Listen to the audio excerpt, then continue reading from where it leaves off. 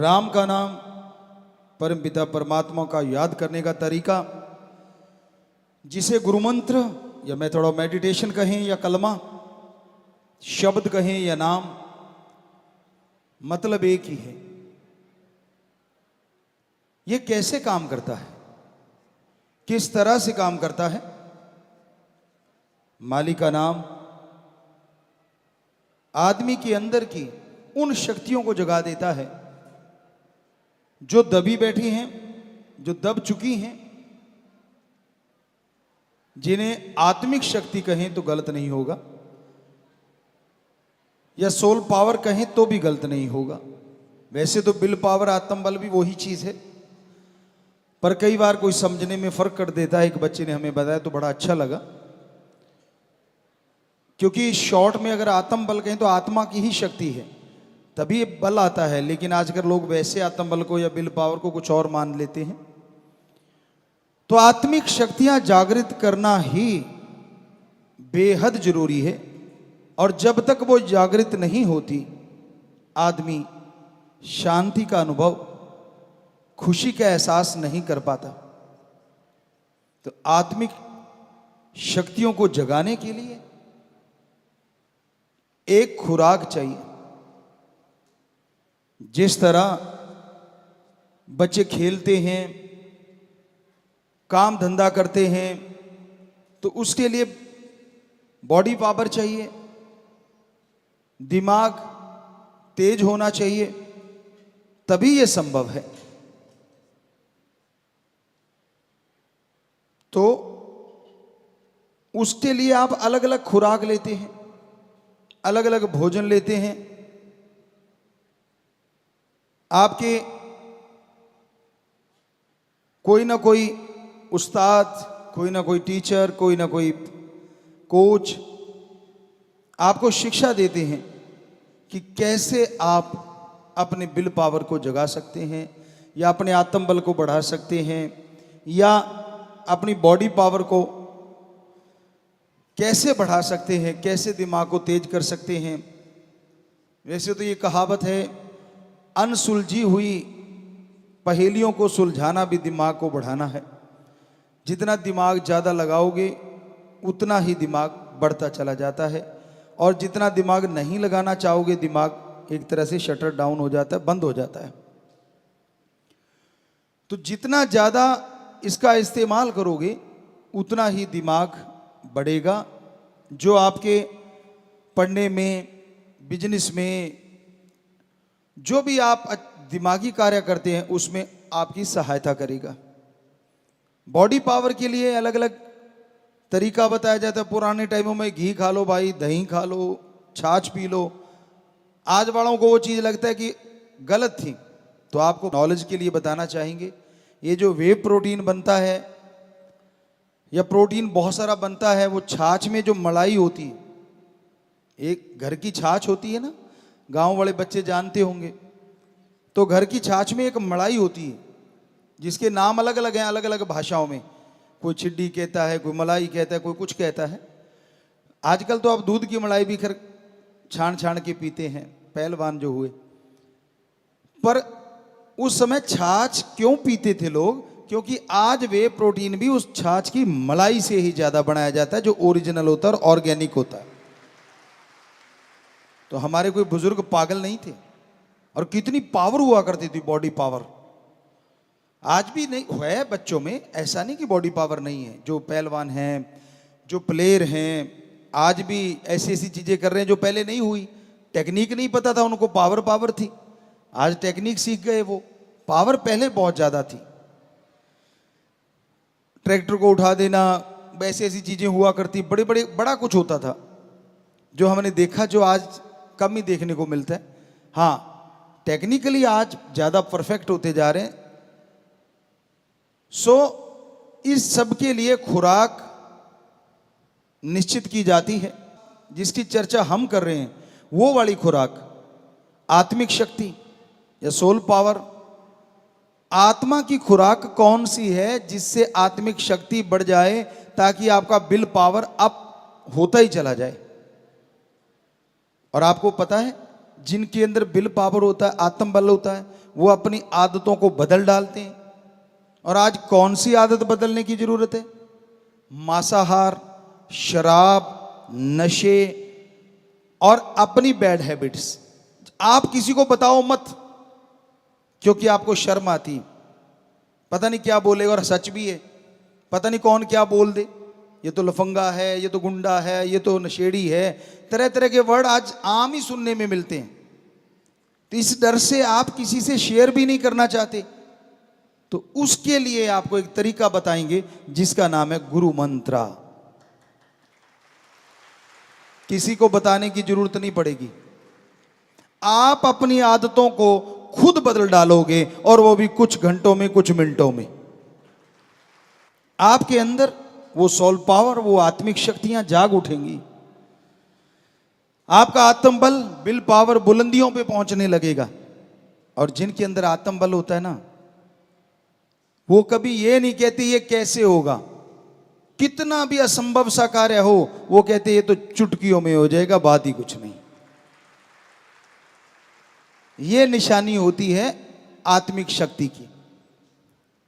वरना तो आज जिधर देख लो आप, निगाह घुमा लो, ये नहीं हो सकता, ये तो होगा ही नहीं, आगे बढ़ ही नहीं सकते, आगे तो बढ़ा ही नहीं जा सकता, ये तो हल ही नहीं हो सकता, चाहे कुछ भी कर लो। हम गारंटी देते हैं, आप सुमरण कीजिए, वो जो गुरुमंत्र बताएंगे उसका जाप कीजिए लगातार। जो असंभव लगता है उसमें ही सफलता का कोई ना कोई शब्द मिल जाएगा, और सीढ़ियां चढ़ के आप सफलता के शिखर पे पहुंच जाएंगे। तो इसलिए ये अपनी डिक्शनरी से निकालने के लिए कि असंभव कुछ नहीं होता, जरूरी है अंदर आत्मिक शक्तियों का होना, सोल पावर को जगाना। और उस सोल पावर को जगाने के लिए, आत्मिक शक्तियां बढ़ाने के लिए कोई लंबी चौड़ी कथा कहानी नहीं है, बस 3 शब्द हैं या 1 शब्द। कईयों के अंदर भ्रम है, 5 के बिना पार नहीं होते। कईयों का है कि अब तो ज़्यादा ही शॉर्ट हो गया, 3 के बिना पार नहीं होते। आपका भ्रम है, शायद बेपरवाह जी के वचन आपने नहीं सुने होंगे। परम पिताजी ने भी एक बार वचन किए थे, किसी के कहने पे उनको बोला गया कि पहले तो साईं जी 5 देते थे, अब आप 3 गुरुमंत्र के शब्द कर दिए, ये तो कम है। तो तब बेपरवाह जी ने फरमाया था, 3 तो क्या, सतगुरु चाहे, फकीर चाहे तो 1 शब्द से वार कर सकता है। तो समय समय की बात है, समय समय के अनुसार चीजें बदलती रहती हैं। जैसे जैसे समय बदलता है, वैसे वैसे संत, पीर, फकीर परमपिता परमात्मा से प्रार्थना करके उन शब्दों को उस तरीके से बताने लग जाते हैं कि मीनिंग्स वही रहता है, लेकिन शब्द बोलने में आसान हो जाते हैं। आज के बच्चों में रहता है कि हम शॉर्टकट अपना लें, शॉर्टकट, थोड़े से चीज। तो 1 शब्द से शॉर्टकट तो कोई हो नहीं सकता, इससे शॉर्टकट नहीं हो सकता। तो इसलिए बड़ा ही आसान सा तरीका होगा। आप जब सुनेंगे, अच्छा नाम इतना बड़ा, गुरुमंत्र और शब्द 1, लेकिन जब आप जाप करेंगे वो 1 ही 1 से मिला सकता है, इतनी पावर है उसमें। ऐसे तो आप अगर सोच के देखो, एक अपनी दुनिया है, अपनी धरती पे दुनिया है। अब तो साइंटिस्ट भी मानने लगे हैं, बाहरली दुनिया के लोग आ रहे हैं, इस धरती पे हो सकता है कुछ रह रहे हों बाहरली दुनिया के लोग। बड़ी जोर शोर से कुछ लोग इसको खोजने में भी लगे हुए हैं कि आखिर बाहर दुनिया कहाँ है, जिंदगी कहाँ है। चंद्रमा पे पहुंच रहे हैं, मंगल ग्रह तक जा रहे हैं। पर हमारे धर्मों में, खास करके पवित्र वेदों में, हजारों साल पहले लिखा है, सैकड़ों जगह जिंदगियां हैं, सैकड़ों त्रिलोकियां हैं। त्रिलोकी आसमान, धरती, पताल को नहीं कहा जाता। त्रिलोकी का मतलब होता है 3 तरह के जीव, 3 प्रकार की शरीर। एक वो शरीर जो दिखते हैं, जिसे धर्मों में लिखा स्थूल काय, जैसे हमारा शरीर है, पशु पक्षी परिंदे हैं, पेड़ पौधे हैं, ये कहलाते हैं स्थूल काय। पृथ्वी, पानी, अग्नि, वायु, आकाश 5 तत्व से निर्मित हैं। इनमें कोई 3 ज्यादा है, किसी में 2 ज्यादा है, किसी में 1 ज्यादा है। इंसान में 5 बहुत हैं, लेकिन जो आकाश तत्व औरों में नहीं है, इसलिए इंसान में वो तत्व औरों के मुकाबले बहुत ज्यादा है। वैसे तो आदमी में भी पानी ज्यादा है। तो इस तरह वो एक बैलेंस बन जाता है जब आकाश तत्व ज्यादा आ जाता है। तो ये स्थूल काय है, एक है सूक्ष्म काय।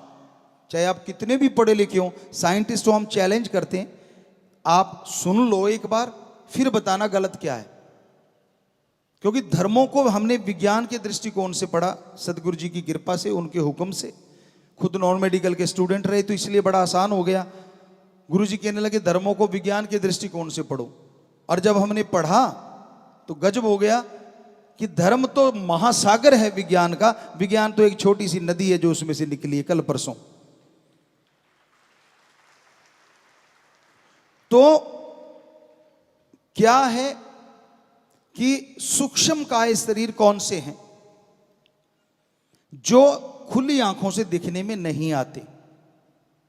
आप उन्हें बैक्टीरिया कह लें, उदाहरण के तौर पे वायरस कह लें, या उससे भी और सूक्ष्म है जो आज तक आप पकड़ नहीं पाए। अच्छा साइंटिस्ट इस बात को मानेगा कि हम परिपूर्ण नहीं हुए हैं, अभी तक अति सूक्ष्म से सूक्ष्म को नहीं देख पाए हैं। जिनकी एक चीज बंद हो जाती है कि बस हमने बैक्टीरिया देख लिया, इससे सूक्ष्म क्या हो सकता है, वो चुप हो गए। लेकिन कुछ ऐसे भी होंगे जिज्ञासु कि और देखें क्या और भी कुछ सूक्ष्म है, तो जरूर मिल जाएगा, है सूक्ष्म। तो वो शरीर है सूक्ष्म काय। एक है कारण काय, वो देवताओं के शरीर माने जाते हैं।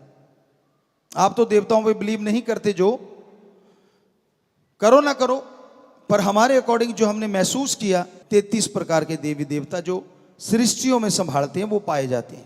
वैसे तो अलग लोक है, वो भी सच है। हम आपको ये देंगे तरीका, जो आप देखना चाहोगे इसका अभ्यास कर लेना, देख पाओगे अपने अंदर से। इससे बड़ी गारंटी क्या दे सकते हैं? हमने देखा है, आप भी देख सकते हो। हम भी इंसान हैं, आप भी इंसान हो। हमने अभ्यास किया, आपको करना पड़ेगा, इतना सा फर्क है। अभ्यास करे बिना तो डिग्रियां ही नहीं मिलती आपको। आज जो पढ़े लिखे बैठे हो आप यहाँ पे, जितने भी सज्जन बहनें, हमारी बेटियां, हमारे बेटे, जो भी आप बैठे हो, सामने नजर आ रहे हो बहुत। कहने का मतलब आपने कोई डिग्रियां हासिल की हैं, या कोई नौकरी कर रही हैं, या कहीं भी आप दफ्तरों में लगे हुए हैं, तो आपने जिंदगी के कुछ साल तो लगाए होंगे पढ़ाई के लिए। हमारी मान के आप 2 महीने घंटा सुबह शाम इस गुरु मंत्र का जाप कर लेना, हम आपको गारंटी देते हैं वो डिग्री मिलेगी जिसकी कल्पना नहीं करी। जिसे भगवान है कि नहीं है, ये तो फजूल की बातें हैं। तो फिर ऐसे इतिहास कैसे कह सकते हो सही है?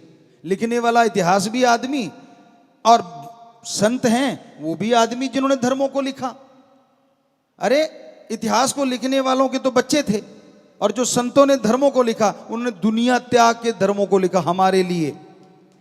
जिनके बच्चे होते हैं वो तो बेईमानी कर सकता है, झूठ बोल सकता है। अब जिनके बच्चे है ही नहीं, सारी समाज को बच्चे मान के जो लिखता है वो कभी झूठ नहीं लिखता। जो उसके अनुभव में आता है वो लिखता है। हम नहीं कहते कि इतिहासकारों ने झूठ लिखा होगा, लेकिन अगर दोनों की तुलना की जाए तो चांसेस किसके ज्यादा बेईमानी करने के? उसके जिसकी औलाद परिवार है, या उसके सारी सृष्टि को परिवार मानता है, उसका पर्सनल किसी से कोई इंटरेस्ट नहीं है। तो हमें लगता है चांसेस बेईमानी के उसके ज्यादा हो जाते हैं जिसकी एक अपनी फैमिली है।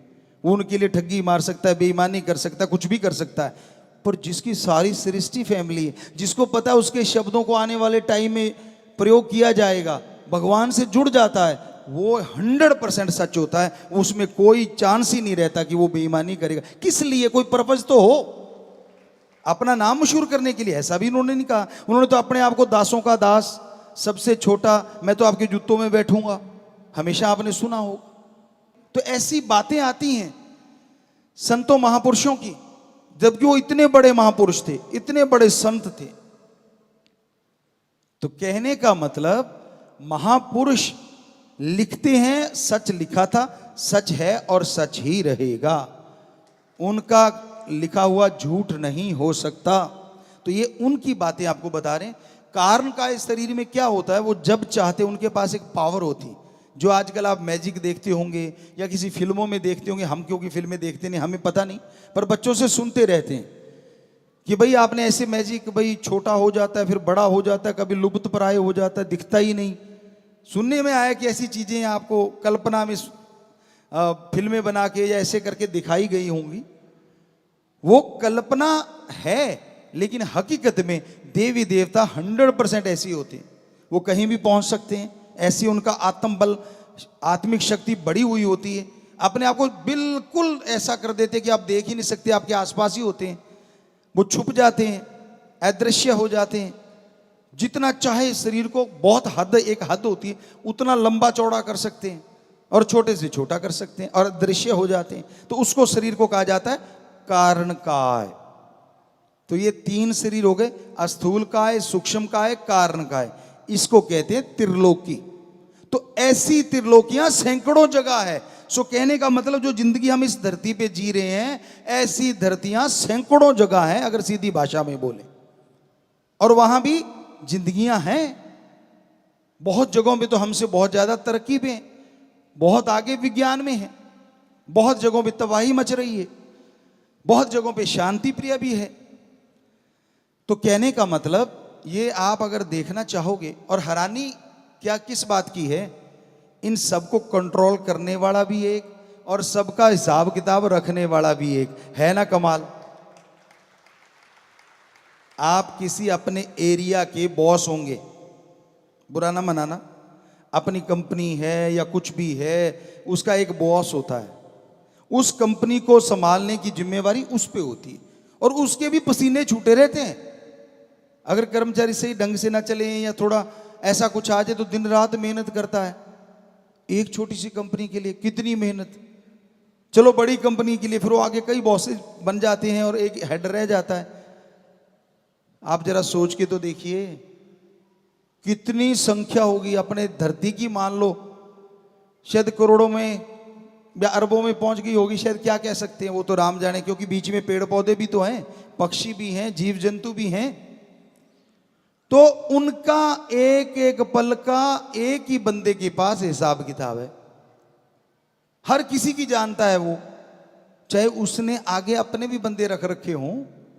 देवी देवताओं की ड्यूटियां 33 की लगा रखी हैं कि आपने ऐसे ऐसे ये काम करने हैं, और भी होंगे कुछ, लेकिन उनको पता हो ना हो फिर भी उसको खुद को सारा पता होता है।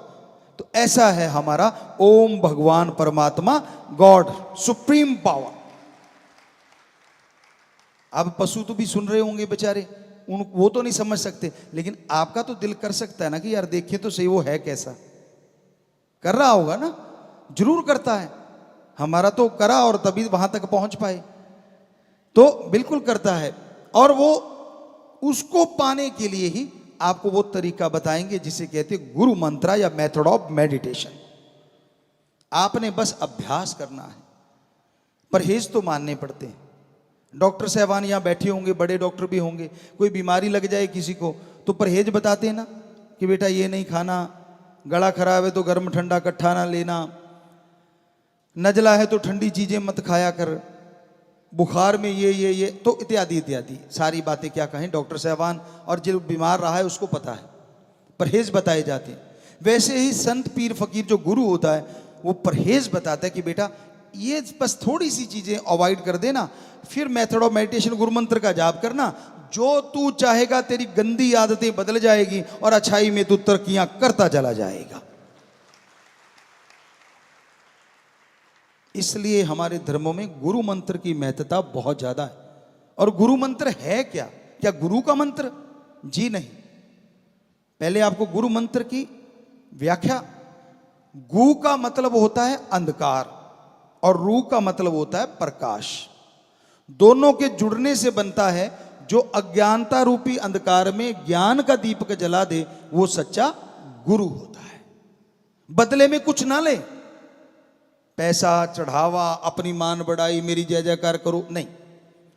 हां, क्योंकि आप सब में मुझे मेरा राम भगवान दिख रहा है, हो सकता है किसी को इधर भी दिख रहा हो, शरीर तो ये भी इंसान का है, पर इसका मतलब ये नहीं है कि हम भगवान बन गए। हम तो भाई आपके चौकीदार सेवादारी हैं, हमारा काम ही है सेवा करना, आपकी सेवा के लिए हैं। आपके नौकरों के भी चौकीदार हैं, हम तो उनके भी सेवादार हैं, उनके भी नौकर हैं। कैसे? आके वो राम का नाम ले लेंगे आपके नौकर, और वो उन्होंने अगर कोई दुआ कर दी तो हमारा कर्तव्य बन गया उनकी सेवा करना। भगवान से प्रार्थना करना कि भाई हे भगवान, ये तेरा बच्चा तड़फ रहा है, अगर इसकी जायज़ मांग है, अगर इसकी सही है तो तू सुन ले और जरूर सुन ले और इस पे रहमत कर दे, कृपा कर दे। तो वो सुन लेता और कृपा कर दे देता है, तो हमारी नौकरी पक्की हो गई कि हाँ, राम जी ने हमारी सुन ली और आपके नौकर के भी हम नौकर हो गए, क्योंकि उनकी बात के आगे हमने पालना की। तो इसलिए संत अपनी मान बढ़ाई के लिए नहीं होते, वही सच्चा गुरु होता है, फकीर होता है। हम ये नहीं कहते हम सच्चे हैं कि नहीं, सुमन कर लेना, पता चल जाएगा। राम जी जिस रूप में आते हैं वो गुरु सच्चा होता है, जिस रूप में नहीं आते वो गुरु नहीं होता, बात ही खत्म। प्रैक्टिकली मेथड ऑफ मेडिटेशन, गुरु मंत्र है, जाप करो। वो रूहानी रूप में आ सकता है, नूरानी रूप में आ सकता है, दुनियावी रूप में आ सकता है और जिस्मानी रूप में भी आ सकता है। वो आपकी भक्ति का स्केल है, कितनी का आप करते हो, कितने के विचारों को शुद्धिकरण कर चुके हो, आप कहां तक पहुंच पाए हो, उसके अकॉर्डिंग उसका रूप बदलता है परमात्मा का। होगा वो परमात्मा, क्योंकि वो तो निराकार है, उसका तो आकार ही नहीं है। लेकिन आप कैसे मान लोगे निराकार को, जब तक वो किसी आकार में नहीं आएगा। इसलिए वो उस आकार में आता है जिसमें वो अपना प्रचार करवाता है, यानी सच्चे संत पीर फकीर के रूप में आपको आके दर्शन देगा। दुनिया का क्या है, दुनिया तो बोलते रहना है, कुछ भी कह सकती है, आज तक किसी को नहीं छोड़ा। एक छोटा सा उदाहरण, बस कुछ चंद बातें और, तो गुरु मंत्र की थोड़ी सी बात आपको बता दें। अब रह गया मंत्र, मंत्र कहें शब्द, मेथड, विधि, युक्ति। तो गुरु मंत्र का पूरा मतलब है वो शब्द जो गुरु ने खुद करके देखे हों, वो भगवान का नाम जो गुरु ने खुद जाप किया हो, अभ्यास किया हो। वो गुरु क्या कहता है, मैं भी इंसान हूं, आप भी इंसान हैं, मैंने इन शब्दों का जाप किया और मुझे मेरा भगवान मिला, सारा कुछ मिला, सब कुछ दिखा। अगर मुझे दिख सकता है तो मैं इंसान हूं, तो आप भी इंसान हैं। आप जाप करोगे तो आपको क्यों नहीं दिखेगा। आज तक हमने 6.5 करोड़ लोगों को ये गुरु मंत्र बताया, जिसका अभ्यास हमने किया, और जिन जिन ने भी अमल किया सारे कह रहे हैं जी 100% हमें नजारे आए, कहीं ना कहीं कब ना कभी दर्शन हुए। तो बच्चों, कोई नया आके बैठता है, कोई नया सुनता है, जरा सोचिए, अगर ये 6.5 करोड़ में से लगभग जिन्होंने अभ्यास किया 95 से 100% तक लोगों को वो नजारा आया, तो आपको क्यों नहीं आएगा। भगवान ने क्या आपका कोई दुश्मनी है। बात ये, इन लोगों ने जाप किया, आपने करना है, करोगे तो झोलियां भर जाएंगी, करोगे तो नजारे आ जाएंगे। अभ्यास बिना कुछ नहीं। संत सिखाते हैं, एक टीचर, उदाहरण, एक टीचर, एक मास्टर, एक लेक्चरर क्लास में आता है, क्या करता है, आपको पढ़ाता है ना, आपके उलझे हुए सवालों को सुलझाता है ना, लेक्चर देता है ना, और आप पूरी क्लास सुन रही होती, क्योंकि हम भी तो पढ़े हैं उसी क्लासों में, सुन रहे होते हैं। बहुत बच्चे मेरिट में आ जाते हैं, कई फर्स्ट डिवीजन ले जाते हैं, और जो पीछे से जो वो कागज की बत्तियां बना बना मारते रहते हैं वो फेल हो जाते हैं। अब बताइए, इसमें मास्टर की कमी है या नाम मानने वाले की कमी। मास्टर ने तो सबको पढ़ाया, तो फिर मेरिट कैसे आ गई अगर मास्टर में कमी है। तो गुरु बेचारा क्या कर सकता है अगर मानने वाला ही ना माने। तो इसलिए संतों का काम बताना होता है, और कोई जादू नहीं करना होता। ऐसे वो तो जादूगर करते होते, पुराने टाइमों में गिली गिली अप्पा या ऐसा कुछ बोला करते थे, क्योंकि जादूगरों के खेल भी हमने देखे, समाज में रहे हैं तो देखा है, या शुर शर ऐसा कुछ करते होते हैं वो। तो वो हाथ की सफाई के लिए कि आप उधर देखिए, उधर से क्या आ रहा है, इतने में काम कर दिया, आप उधर देखते रह गए, उसने वो निकाल दिया जो जादू था। तो ये तो हमने तो देखे थे, पकड़ भी लेते थे, पर बोलते नहीं थे कि बेचारे का रोजगार है, आपा क्या लेना, बढ़िया है, सबका एंटरटेनमेंट हो रहा है। तो होती तो हाथ की सफाई, लेकिन इधर वो जादू नहीं है, ना कोई जादू टोना, ना कोई ऐसी बात। तरीका हम बताएंगे, जाप आपने करना है, गारंटी हमारी है, करोगे तो 100% रिजल्ट आएगा। आपने देखा सबके आया, तो आपके क्यों नहीं आएगा, इतना सी बात है। तो अब वो जो आपको कहा कि बताते हैं, तो परम पिता जी सच्चे दाता रहबर शास्त्रनाम जी शाह मस्तान जी दाता ने फरमाया, भजन में भी लिखवाया, एक सच्ची घटना होगी, किसी टाइम की, बहुत पहले की कह सकते हैं। तो दोनों बाप बेटा जा रहे थे, और एक उनके पास सवारी के लिए खच्चर होती थी, घोड़े होते थे, गधा होता था। अपने अपनी हैसियत के अनुसार बेचारे ले, ऊंट होता था, कोई हाथी वाले भी होते थे, तो वो उनके पास गधा था, तो उन्होंने गधे से बड़ा प्यार था, तो दोनों ठीक थे, तंदुरुस्त थे और चल पड़े। ये चलो आपा बाजार से कोई बिजनेस व्यापार कुछ सामान लेके आना है, तो इस पे ला देंगे, तो बेचारे को उतनी देर आपा क्यों तकलीफ देनी है। पैदल लोग चल के पसंद करते थे, तभी तंदुरुस्त रहते थे। आजकल तो रसोई में भी टॉयलेट, मतलब बुरा ना मानना, साथ में अटैच होगी कि बनाते बनाते आ जाए तो करके फिर आ जाए, दूर जाना ही ना पड़े। आने का भी टाइम नहीं है, पता नहीं कब आ जाए, क्योंकि खाने का टाइम नहीं कब खा लें, तो आने का भी टाइम नहीं कब आ जाए, ये भी तो चक्कर है ना। पहले सारा कुछ टाइम के अनुसार होता था। तो वो पैदल चलना भी, आज आप किसी डॉक्टर से पूछ लो, जबरदस्त एक्सरसाइज है। कई आज स्पेशली चलते हैं, सुबह सुबह चलते हैं और बहुत ही बढ़िया है। उसे कहते हैं मैं वॉकिंग पे जा रहा हूँ, मतलब लोगों को थोड़ा कंपटीशन सा भी कर लेते, मैंने इतने कदम चले, तूने कितने चले, बढ़िया है ये कदम कंपटीशन, बढ़िया कर रहे हो तो अच्छा है, कोई बात नहीं। तो वो पैदल चल दिए कि चलो आते टाइम तो बेचारे पे बोझ लदने हैं, लाद के लाएंगे, चल के चलते हैं। अब वो पैदल जा रहे हैं, रास्ते में एक गांव आया, लोग हंसने लगे, कहते इन जैसा कोई मूर्ख होगा। कहते क्यों? अरे कहते यार दोनों पैदल जा रहे हैं और ये सवारी इनके पास में, हैरानी की बात है। बाप थोड़ा मजबूत था, बेटा अभी यंग हो रहा था, तो बाप को लगा कि यार बेटे को बिठा देते। उसने बेटे को बिठा दिया और खुद आगे उसकी वो रस्सा जो होता वो कंधे पे डाला और चल पड़ा। अब आगे कुछ लोग आए तो हंसने लगे, कहते मुस्टंडा है, हट्टा कट्टा हष्ट पुष्ट गधे पे बैठा और अपने बाप को पैदल चला रखा है। वो कहता बापू आजा। बेटा आगे हो लिया, अब कंधे पे वो उसने डाल ली और बाप बैठा। तो अगला गांव आया, वो हंसने लगे, कहते इसको शर्म नहीं आती है अधेड़ को, है अच्छा भला है, तंदुरुस्त है, छोटे से बच्चे को आगे चला रखा है। बाप कहता बेटा अब क्या करें? कहता तू भी आजा। बेटी को कहने लगा तू भी आजा, और तो कोई तरीका नहीं। बेटे ने पूछा क्या करें बापू? कहता तू भी आजा। अब दोनों चढ़ के अगला गांव आया, कहते ओ हो कितना बुरा जमाना आ गया। कहते क्यों? दूसरा पूछता क्यों? कहता वो सामने देखो, बेचारा बोल नहीं सकता, इसलिए पे एक गधे पे दो बैठे जा रहे हैं। दोनों ने एक दूसरे को देखा, कहते अब क्या करें? गांव कहते अब और कुछ नहीं रहा, इसको उठा के अपने ऊपर बिठा लेते। भोड़े थे, थोड़े सीधे साधे थे, पावरफुल थे, वरना गधे को उठा लोगे ऐसी दुलत्ती झाड़ेगा, पता नहीं 32 भी बाहर आ सकती है। पर वो पावरफुल थे उस टाइम के लोग। उन दोनों ने उसको उठाया और कंधे पे रख लिया, पुल पार करने लगे। या तो उनको किसी गधे को तेल की वो स्मेल आ गई, बेपरवाही फरमाया करते थे कि शायद कोई मिट्टी का या कैरोसिन उस समय होता था, तेल वगैरह, या किसी चीज़ की स्मेल आ गई। तो वो पुल के ऊपर से जा रहे थे तो गधे को छींक आई, दुलत्ती सी झाड़ी उसने, वो हाथ से छूट गया, धड़ाम करके नदी में गया। अब दोनों बैठे वहां रो रहे हैं कि अब ये क्या हो गया। तो हमारा कहने का मतलब, आज तक क्या आपने सुना है किसी ने पूरी दुनिया को खुश कर दिया हो? हमने तो नहीं सुना। बुजुर्गों से बेपरवाही से पूछा, उन्होंने भी बताया कि कभी नहीं सुना। तो इस दुनिया को खुश करने के चक्कर में अपना कबाड़ा मत करवा बैठना।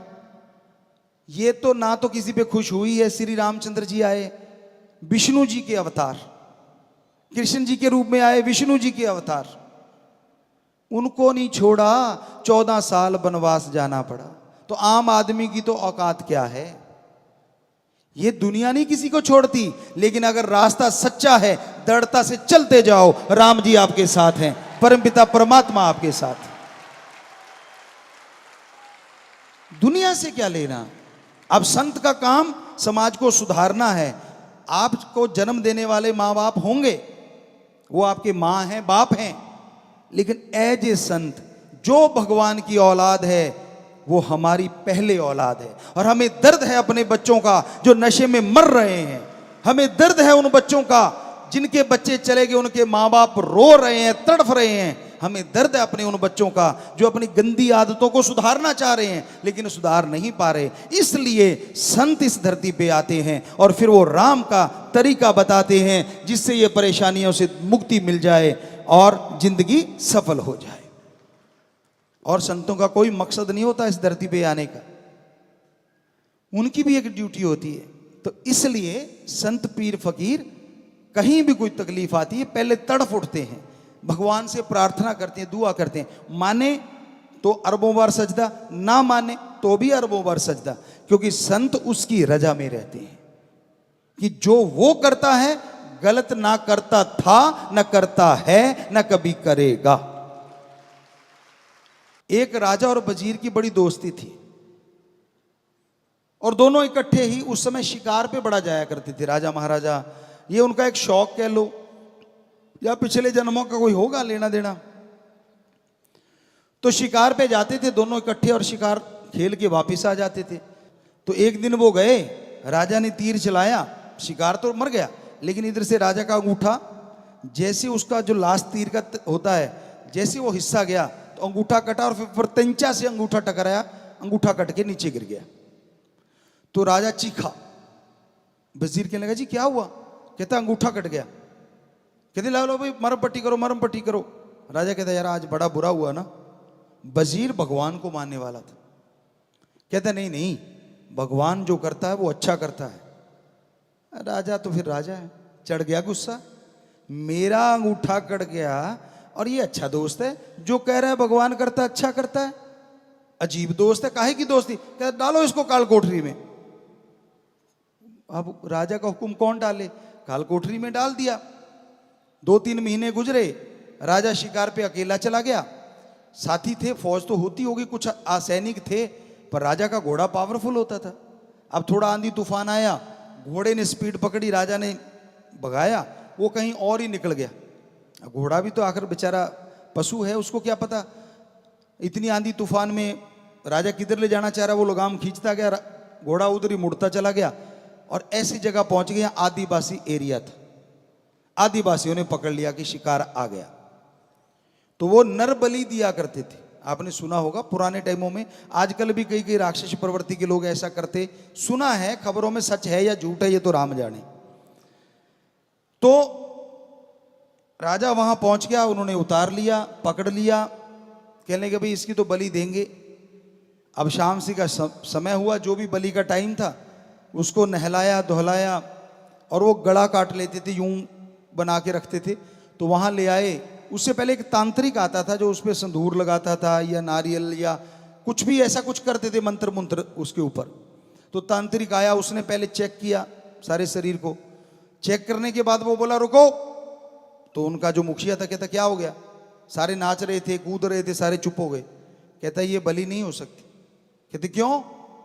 कैसे? इसका अंग भंग है, जिसका अंग कटा हो उसकी बलि भगवान नहीं लेता, पूरे अंग होने चाहिए।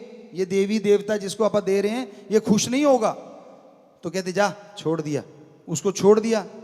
राजा समझदार तो था ही, फट समझ आ गई कि आज अगर ये ना कटा होता तो तेरा तो बेड़ा पार था बेटा। कहता यार दोस्त की याद आ गई कि यार वो तो सही कह रहा था, मैं ही गलत था। तो भागा, घोड़ा दौड़ाया, पहुंच गया, रात को ही बाहर निकाल लिया। कहता बाहर निकालो। कहता यार आज वाली भाषा में सॉरी, पहली वाली भाषा में जो भी था सॉरी फील की, उसको बोला और कहने लगा गलती हो गई यार, तू सही है, आज मेरे साथ ऐसा ऐसा हुआ। वो कहता है, वजीर कहता जी वो भगवान हमेशा ही अच्छा करता है। बादशाह फिर सोचा, कहता है वो बात सुन। कहता हाँ। कहता चलो मेरा तो अंगूठा कट गया, मैं तो आज बच गया, तेरे साथ अच्छा क्या हो गया जो 3 महीने यहाँ कैद में रहा काल कोठरी में, ये कैसे अच्छा हो गया? कहता राजन तेरा अंगूठा कटा है, मेरा नहीं कटा, दोनों इकट्ठे होते शिकार पे, तू तो आ जाता, तेरा तो अंगूठा कटा, मेरा तो नहीं कटा था, मेरा तो वहां बाजा बजा देते। तो मेरे भी भगवान ने अच्छा किया जो मुझे जेल में रख लिया। तो इसलिए बेटा ये हकीकत है, कहानी नहीं, सच्चाई है। वो जो करता था सही है, कर रहा है सही है, करेगा सही है। उसको मानने वाले को अगर ये मान लिया, कहीं भी रहो, ना चेहरे का नूर जाएगा, ना अंदर का सरूर जाएगा, ना वो राम हजूर जाएगा, हर पल साथ रहेगा, कहीं भी वो दूर ना जाएगा।